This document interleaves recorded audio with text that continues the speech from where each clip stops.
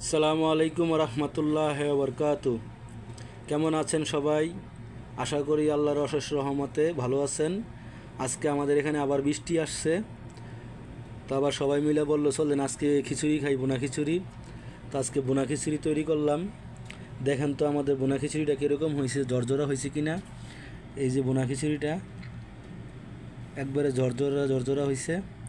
সাথে আছে ডিম বোনা, তারপর পেঁয়াজ দিয়ে, যেটা আমরা চাটনি বলি, পেঁয়াজ, শুকনা মরিচ, সরষের তেল দিয়ে চাটনি বানানো হয়েছে। কেমন হয়েছে আমাদের বিরিয়ানিটা?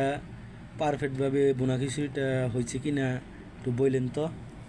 আর এর সাথে আছে খাস পাতা, শসা, টমেটো, ঠান্ডা। ইনশাল্লাহ সবাই আমরা এখন খাবো। সবার দাওয়াত রইল, ইনশাল্লাহ আসেন। ভালো থাকেন। আসসালামু আলাইকুম।